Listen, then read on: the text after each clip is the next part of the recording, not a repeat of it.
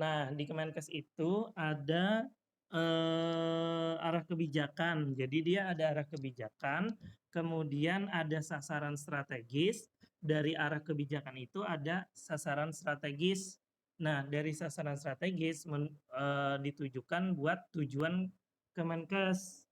Nah, jadi nanti dari arah kebijakannya ada sasaran strategisnya agar tujuan Kemenkes tercapai. Oke, gitu ya. Rekam, ya. Oke. Nah, jadi garis besarnya 3 itu. Nah, kemudian di bawahnya, ya, mohon maaf ya, ini tulisan tangan dan susah dibaca, jadi harus didengarkan. Kemudian, nah selain arah kebijakan, kemudian sasaran strategis agar tercapai tujuannya, ada istilah sasaran pembangunan. Jadi ada sasaran pembangunan RPJMN 2015-2019. Nah, dari sasaran pembangunan ini nanti ada strategi pembangunan. Nah, jadi 5 hal itu yang penting gitu. Oke, pertama kita mulai dari arah kebijakan.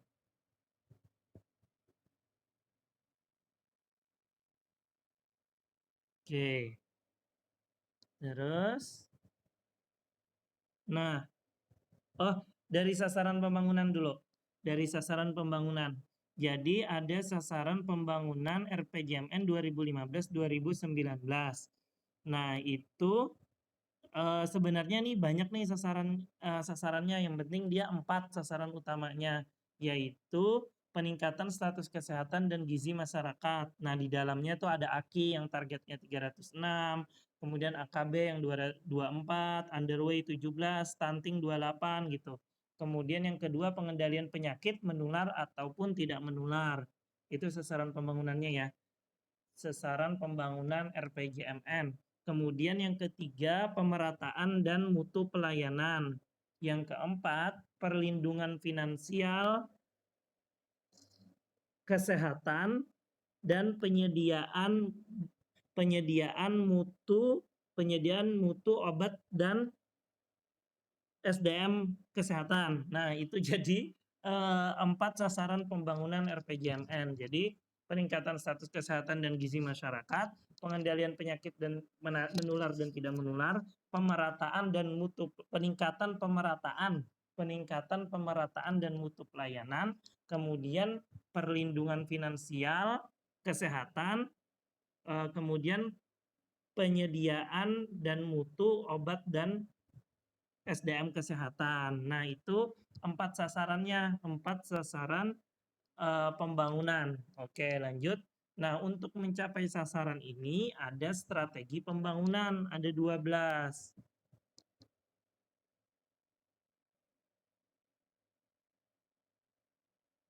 Nah, strategi pembangunannya tadi kan sasaran pembangunan itu ada 4. Yang pertama peningkatan kesehatan dan gizi masyarakat.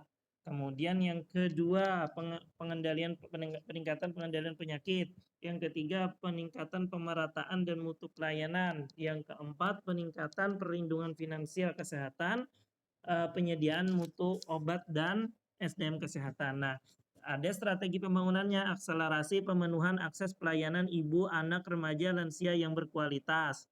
Oke, ini kan yang sesuai dengan sasaran pembangunan 1.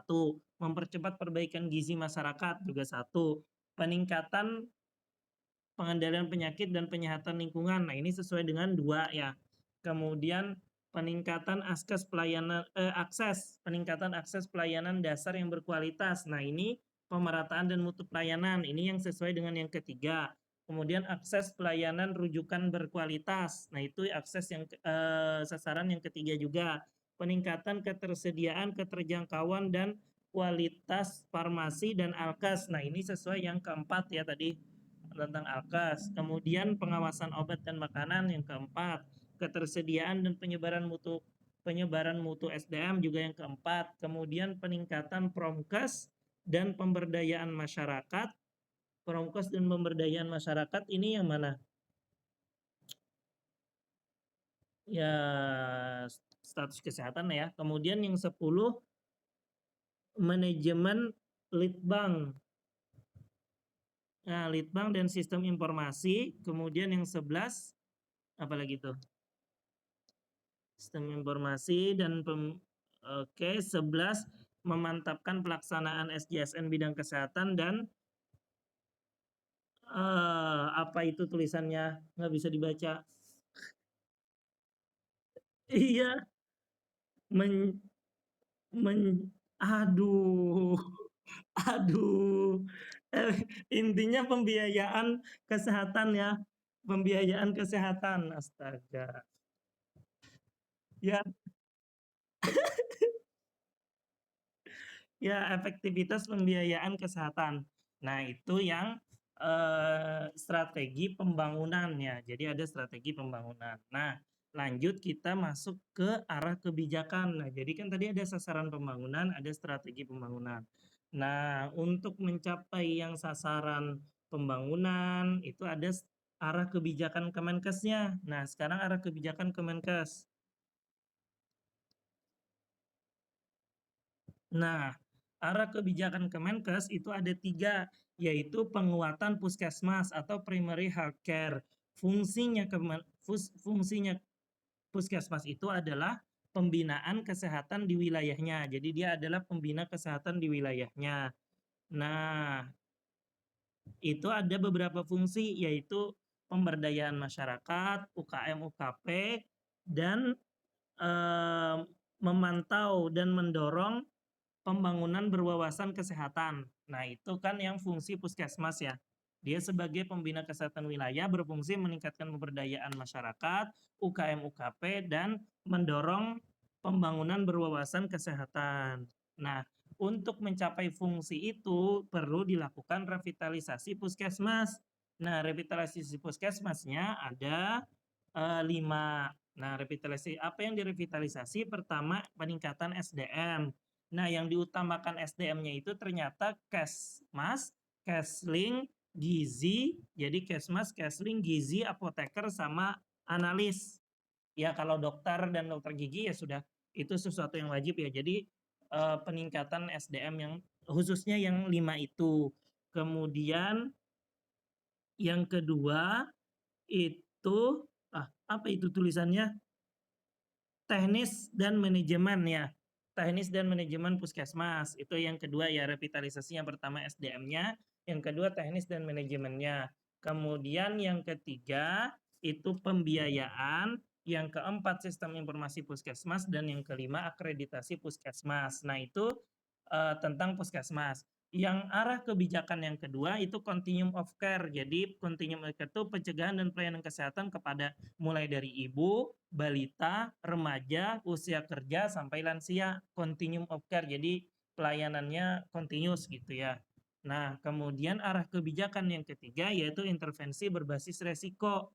Nah, jadi intervensinya berbasis resiko itu baik kepada ibu, balita, lansia, bumil, pengungsi, keluarga miskin, dan berisiko. Nah, itu. Jadi itu yang orang-orang yang berisiko ya. Keluarga ya miskin dan berisiko kayaknya ya. Kemudian orang-orang yang di daerah terpencil, perbatasan, kepulauan, dan daerah dengan masalah kesehatan. Ya, jadi ya itu yang diintervensi. Jadi khususnya yang punya resiko itu, baik berdasarkan umurnya atau berdasarkan wilayahnya. Nah, ini arah kebijakannya ke sana. Nah, dari arah kebijakan ini muncul sasaran strategis. Nah, ya, muncul sasaran strategis. Coba sasaran strategisnya. Nah, tadi kan arah kebijakannya ada 3 ya. Penguatan puskesmas, muncul nanti revitalisasi puskesmas. Kemudian yang kedua continuum of care, kemudian yang ketiga intervensi berbasis resiko. Nah, dari arah kebijakan itu muncul sasaran strategis. Sasaran strategisnya adalah meningkatkan kesehatan masyarakat, pengendalian penyakit, meningkatkan akses dan mutu pelayanan, akses kemandirian dan mutu farmasi dan alkes. Kemudian jumlah apa itu? Aduh. Jumlah, mutu, kualitas, dan pemerataan nakes ya. Nah, itu oh jenis. Iya betul. Oh, luar biasa Mul, kamu lebih bisa membaca. Jadi jumlah, jenis, kualitas, dan pemerataan nakes. Nah, itu sasaran strategis dalam hal, jadi sasaran strategis ini dibagi jadi 3 kelompok. Jadi sasaran strategis ada 12. Dibagi jadi 3 kelompok. Ada yang upaya strategis ya, yang ini ya. Pokoknya yang lebih ke masyarakat kan itu upaya strategis. Jadi kesehatan masyarakat, pengendalian penyakit, akses dan mutu pelayanan, ya kan? Kemudian farmasi sama nakes. Nah, ini sama kan? 5 ini mirip dengan sasaran pembangunan. Ya kan, sasaran pembangunan yang tadi, ya kan, kesehatan, pengendalian penyakit, kemudian mutu pelayanan, kemudian askes dan nakes. Ya, nah kemudian ada sasaran strategis yang nomor 6 ya. Nah, kalau sasaran strategis nomor 6, 7, 8, 9 itu tentang kelembagaan. Jadi sinergisitas lembaga, daya guna kemitraan, integrasi perencanaan bimbingan teknis dan pemantauan evaluasi, efektivitas litbang. Nah, ini lebih ke kelembagaan. Kemudian nomor 10, 11 dan 12 itu lebih kepada input. Jadi tata kelola pemerintahan yang baik, kompetensi kinerja aparatur, sistem informasi kesehatan. Jadi ini inputnya jadi lebih kepada Kemenkesnya. Nah, itu sasaran strategis. Jadi dari arah kebijakan ada sasaran strategis agar mencapai tujuan. Nah, apa tujuannya? Tadi kan dari awal ya, ada tujuannya. Terus ke bawah, lanjut. Nah, ini yang tujuannya. Jadi tujuannya cuma ada 2. Tujuannya yaitu meningkatkan status kesehatan masyarakat. Indikatornya apa tuh? AKI. Nah, ini tujuannya ya. Jadi indikator tujuannya yaitu AKI 306, AKB yaitu ya. AKB 24, BBLR 8, kemudian BBLR 8% ya. Kemudian peningkatan promkes dan pemberdayaan dan pembiayaan promotif preventif, kemudian peningkatan PHBS, ya itu di bawah ada kepotongnya. Nah, kemudian ya peningkatan PHBS, ya oke. Kemudian, nah yang tujuan kedua yaitu meningkatkan responsiveness dan perlindungan terhadap risiko sosial dan finansial kesehatan. Indikatornya apa? Ada 2, yaitu menurunkan beban rumah tangga dengan adanya JKN. Jadi maksudnya beban rumah tangga ini menurunkan angka yang service out of pocket, jadi yang tanpa jaminan. Jadi harusnya berturun dari 37 sampai jadi 10%. Nah, yang out of pocket. Kemudian meningkatkan indeks responsiveness kesehatan tuh dari 6,8 jadi 8. Gitu.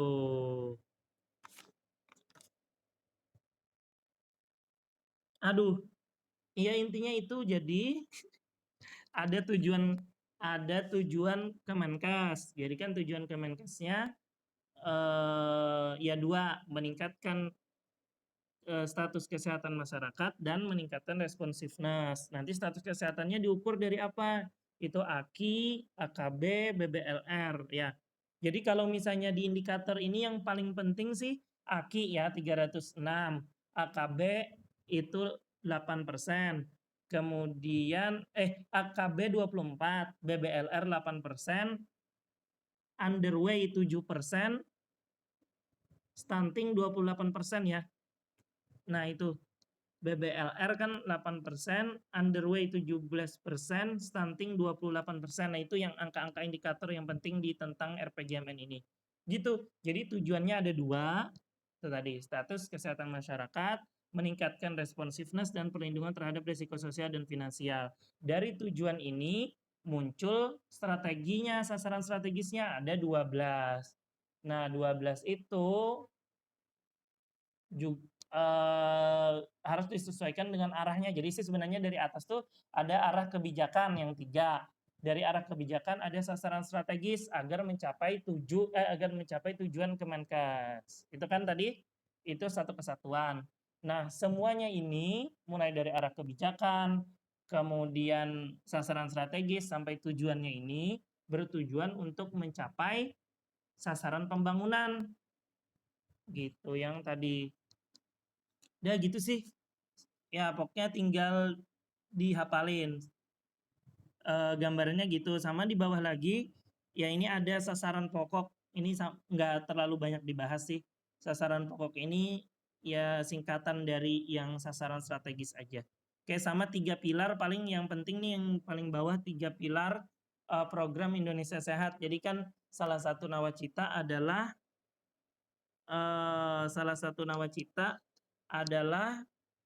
program Indonesia Sehat, ya kan?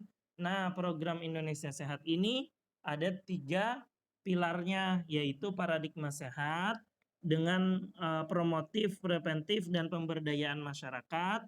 Kemudian penguatan pelayanan kesehatan. Nah, penguatan pelayanan kesehatan ini komponennya ya arah kebijakan tadi, ya kan?